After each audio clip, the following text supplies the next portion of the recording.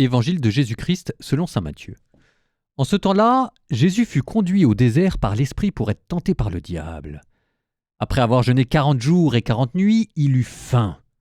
Le tentateur s'approcha et lui dit : « Si tu es le Fils de Dieu, ordonne que ces pierres deviennent des pains. » Mais Jésus répondit : « Il est écrit, l'homme ne vit pas seulement de pain, mais de toute parole qui sort de la bouche du Très-Haut. » Alors le diable l'emmène à la ville sainte, le place au sommet du temple et lui dit : « Si tu es le Fils de Dieu, jette-toi en bas, car il est écrit, il donnera pour toi des ordres à ses anges et ils te porteront sur leurs mains, de peur que ton pied ne heurte une pierre. » Jésus lui dit : « Il est encore écrit, tu ne mettras pas à l'épreuve le Seigneur ton Dieu. » Le diable l'emmène encore sur une très haute montagne et lui montre tous les royaumes du monde et toute leur gloire et lui dit : « Tout cela je te le donnerai si, tombant à mes pieds, tu te prosternes devant moi. » Alors Jésus lui dit : « Arrière, Satan, car il est écrit, c'est le Seigneur ton Dieu que tu adoreras,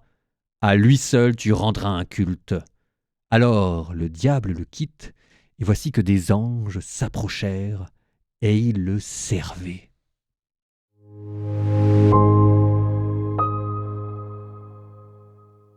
L'épisode est bien connu, les tentations au désert, les 40 jours qui représentent une plénitude temporelle, qui font référence à la sortie de l'Égypte. Vous avez les 3 tentations qui vous rappellent le jeûne, l'aumône et la prière. Le jeûne, c'est la tentation des pains. La prière, c'est quand on vous met Jésus en haut du temple. Et l'aumône, c'est quand vous avez le diable qui montre à Jésus tous les royaumes et toute leur gloire. Mais vous avez aussi derrière ces 3 tentations, les 3 ennemis. Le premier ennemi qu'il faut combattre, c'est nous-mêmes, nos mauvais penchants, nos mauvaises pulsions. Et ça, le lien plus précis, c'est le jeûne. Le jeûne est d'abord un combat contre soi-même. Encore une fois, attention, ne partez pas n'importe comment dans le jeûne, faites attention.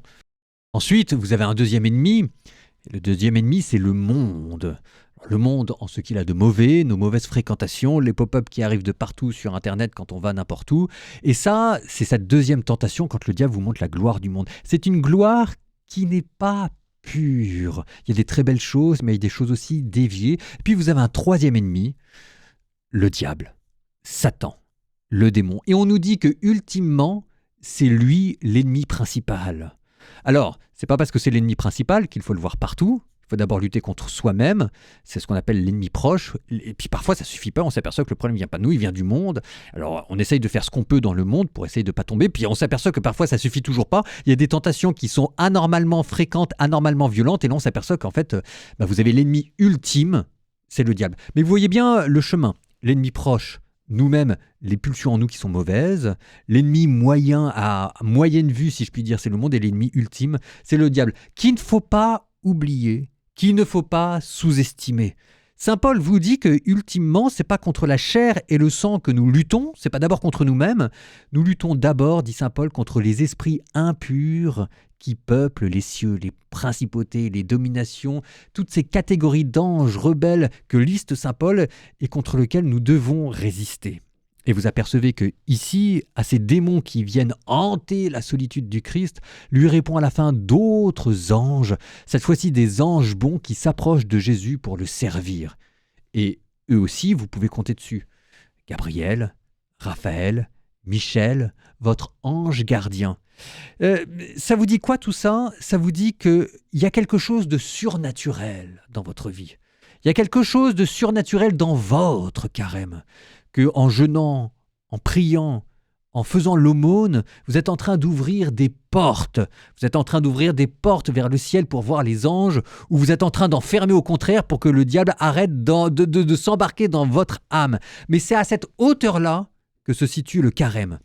Je dis ça parce que ça lui donne une certaine grandeur, ça lui donne un certain sens de l'aventure et un certain sentiment de sacré, de transcendance, mais c'est notre vie. Vous êtes à l'image de Dieu. Je le redis, Dieu habite en vous, votre âme est le trône céleste. Le paradis a été enfermé dans votre âme. Donc c'est normal qu'il y ait quelque chose de surnaturel dans votre carême. C'est là que vous attend Jésus. Donc essayez de plonger à travers tous les drames du quotidien, dans ces autres drames qui ont plus d'ampleur, plus de poids, mais aussi parfois plus de beauté, plus de grandeur, plus de sérénité. Vous êtes des anges qui vivaient sur terre. Vous êtes des anges qui avaient un corps. Ça fait de vous les plus petits des anges, mais vous n'êtes plus tout à fait des animaux. Il y a une partie de vous-même qui est surnaturelle, et c'est à cette partie-là que le carême entend vous consacrer. Vous êtes des fils de la lumière, vous êtes des fils de Dieu, et en vous a été gravée l'image de la Trinité. Ne l'oubliez jamais. Et vous pourriez regarder à nouveau cet évangile et vous apercevoir qu'à travers chacune de ces tentations, c'est cette image de Dieu en vous que le diable essaye désespérément de détruire. Le diable, vous savez, c'est pas qu'il vous aime ou qu'il vous aime pas. Le but du diable, c'est pas de vous faire chuter. Vous n'êtes rien pour lui. Mais le diable déteste Dieu.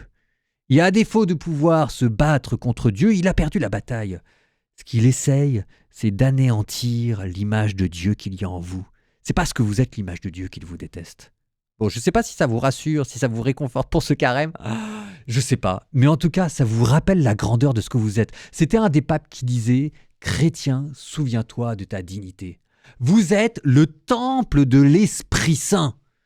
Vous êtes adopté par le Verbe de Dieu. » C'est pas rien quand même. Donc, levez la tête. Le carême commence.